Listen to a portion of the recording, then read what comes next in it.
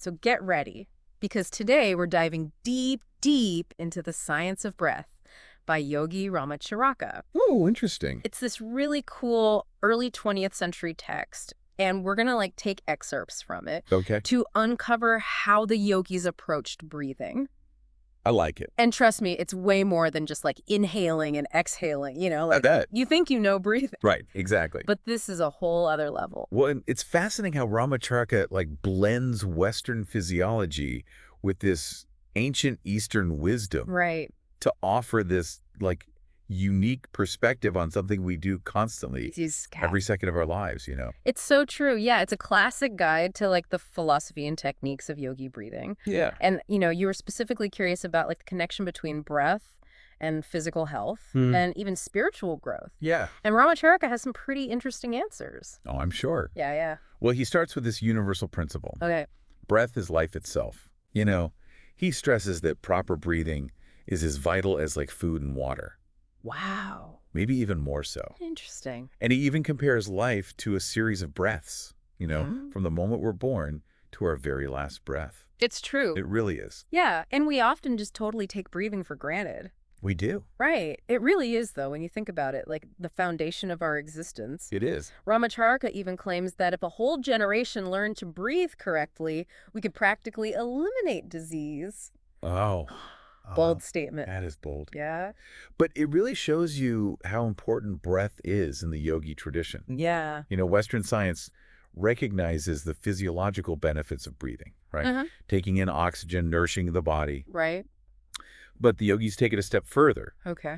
They believe that when you breathe, you're also absorbing something called prana from the air. Prana, yeah.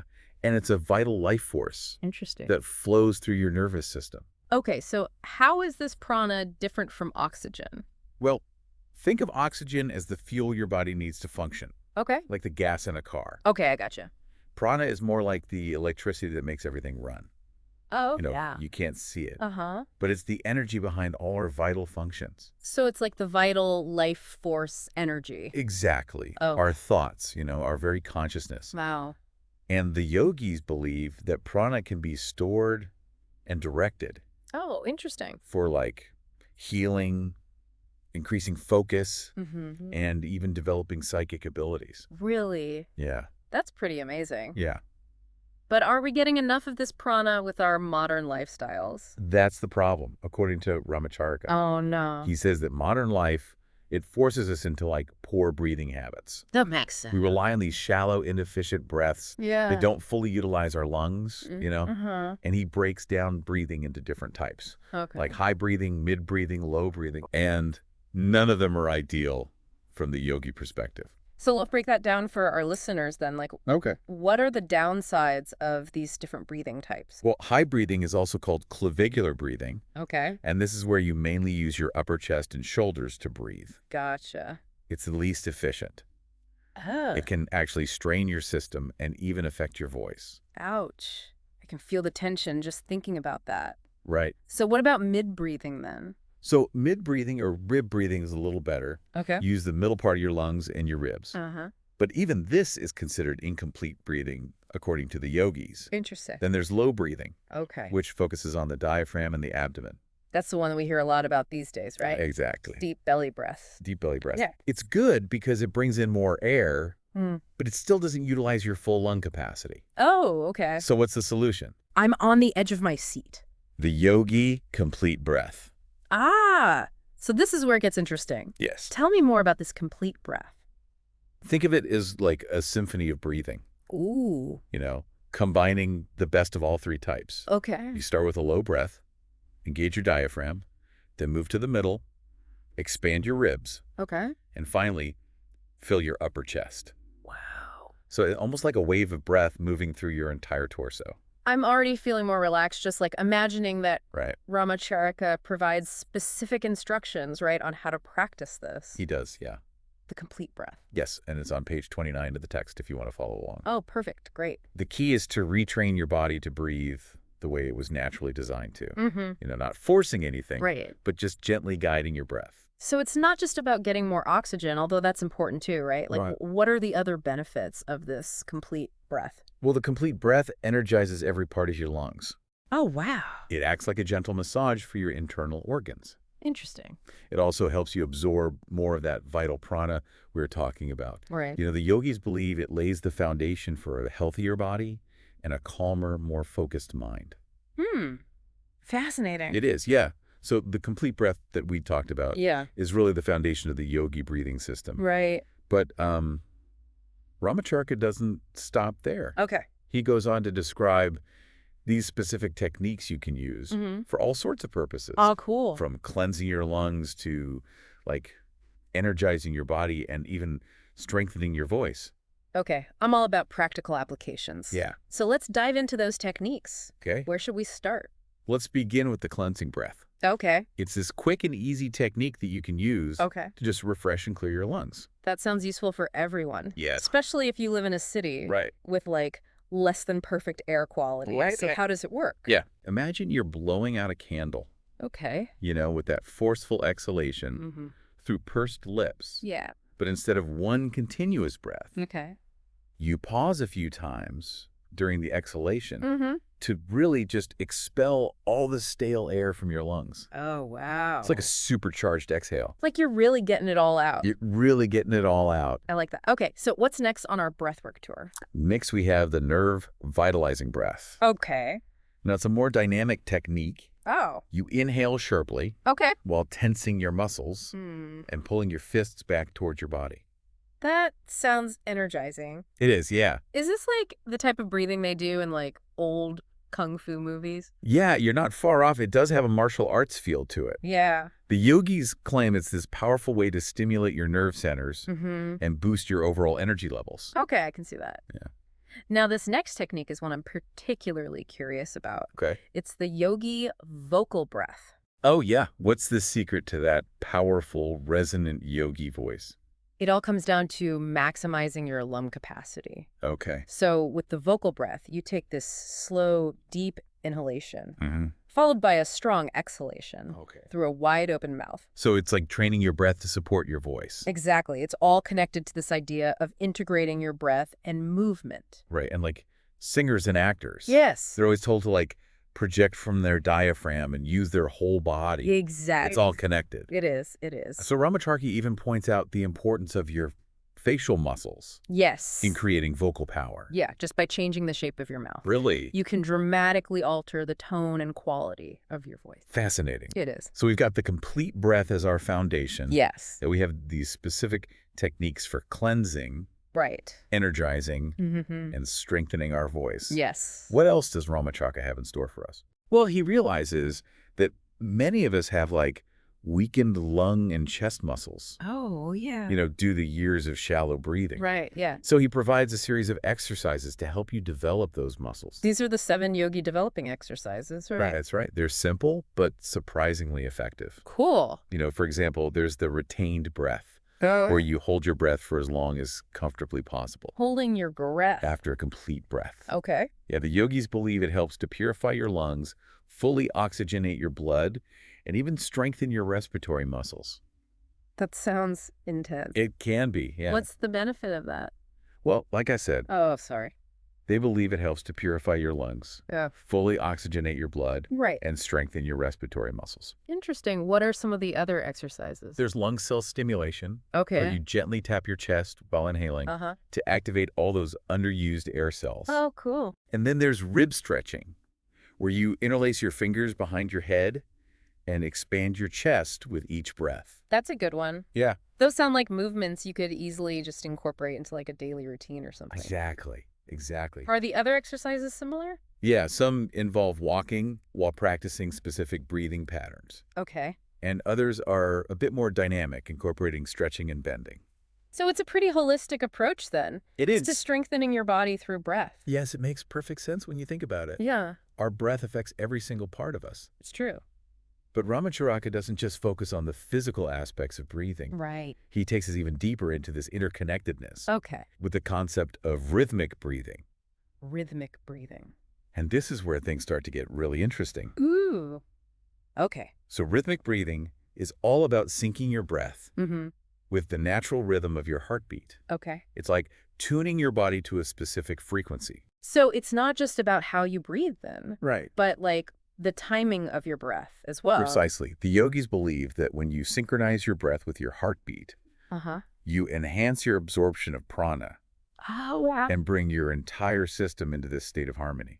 So how do you actually practice rhythmic breathing? Wow. Do you just like listen to your heartbeat? You actually count the beats of your pulse Oh, okay. and then coordinate your inhalations, exhalations, and breath retentions to a specific ratio. Oh, interesting. Yeah. And Ramacharaka provides clear instructions on how to do this in the text. Okay, so there's some counting involved. There is. What's the point of all this timing and precision? Remember how we talked about prana being like the electricity that powers your body? Right, yeah. Well, the yogis believe that rhythmic breathing allows you to tap into the natural rhythms of your body and the universe, making it easier to control your energy and direct it towards your goals.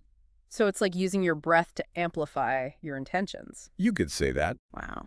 And from here, Ramacharaka explores some even more fascinating applications of rhythmic breathing, including techniques for directing energy for healing, both for yourself and for others. This is where we start to delve into the more esoteric aspects of the yogi science of breath, right? That's right. And while some of these concepts might seem a bit far out, it's important to remember that the yogis have been practicing and refining these techniques for centuries. Right. They're based on this deep understanding of the subtle energies that flow through the body. Okay, I'm definitely intrigued. Good. Let's keep going and see where this deep dive takes us.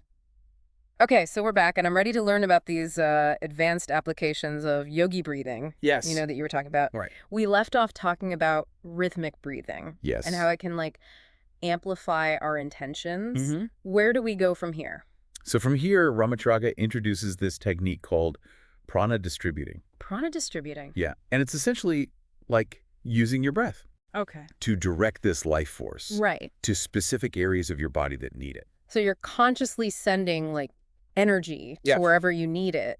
Exactly. Using your breath. Exactly. It's like giving yourself this, like, targeted energy boost. Oh, wow. And it gets even more interesting with the concept of pain inhibiting. Now, that sounds incredibly useful. It is. Tell me more about it. So the yogis believe that by combining rhythmic breathing with visualization, you can actually block pain signals. Really? It's not about like ignoring the pain, but rather like shifting your relationship to it. Right. Using your breath and your mind to create a sense of ease. This is making me rethink how I deal with like everyday aches and pains. Right. Yeah. So what else can you do with this, like directed breathing? Ramacharaka also talks about directing the circulation, which is like using your breath to influence your blood flow. So, for instance, you could use it to, warm up cold feet or even relieve a headache. It's amazing to think that something as simple as breathing can have such a profound effect on our physical state. It's powerful stuff. It really is. And it goes beyond just the physical. Ramacharaka describes some pretty remarkable concepts like self-healing, healing others, and even distant healing, all using prana. Okay, now we're getting into some truly mind-blowing territory here. Yes. Are there any scientific studies that, support these claims? Well, Western science is only just beginning to scratch the surface of the mind-body connection. Yeah. And while more research is needed, we're seeing increasing evidence that our thoughts, emotions, and even our breath can influence our health and well-being.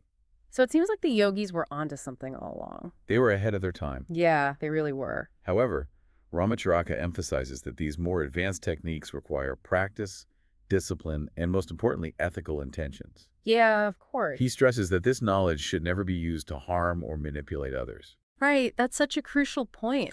It's like any powerful tool, it can be used for good or for ill. It all comes down to the user's intentions. Right.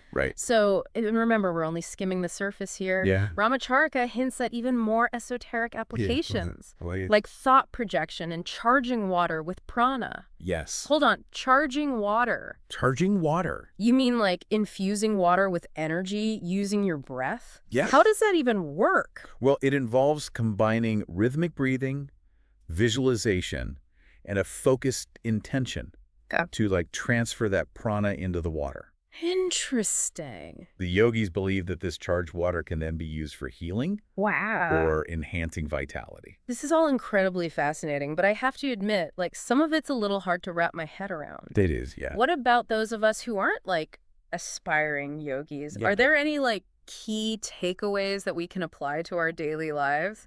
Absolutely. Even if you don't fully embrace the more esoteric aspects, the core principles of the yogi science of breath are incredibly valuable. Like learning to breathe deeply, rhythmically, and consciously can have a profound impact on your physical and mental well-being. So it's not about becoming like a master of psychic breathing, right? But more about like mastering your own breath. Exactly. Okay, so how do we start? Well, start by incorporating the complete breath into your routine. Okay. Pay attention to how you breathe throughout the day. Become aware of your body's natural rhythms. Yeah. These simple changes can make a big difference over time. So where does Ramacharaka ultimately leave us then? Like, what's the big picture goal of all this breath work? He suggests that the true power of breath lies in its ability to connect us to something larger than ourselves. Okay. And he introduces these concepts like soul consciousness and universal consciousness, which he says can be accessed through specific breathing practices and meditation. So it's not just about physical health or mental clarity. That's bigger than that. But about expanding our awareness and tapping into this deeper level of consciousness. That's the yogi perspective. Wow. They see the breath as a bridge between the physical and the spiritual, a tool for self-discovery and transformation. That's powerful. Each breath becomes this precious gift, connection to the very source of life. Wow, that is a powerful thought. It is. And Ramacharaka reminds us that this is just the beginning of the journey. Yeah. There's a whole world of yogi wisdom waiting to be explored. Absolutely. The key is to find the practices that resonate with you and to approach them with an open mind and a genuine desire to learn and grow. Couldn't have said it better myself. And remember, this is just one perspective on this vast and complex subject. If this deep dive sparked your curiosity, keep exploring. Keep diving. There's always more to learn, more to experience, and more to breathe into. Well said. Until next time, keep diving deep and keep breathing in your...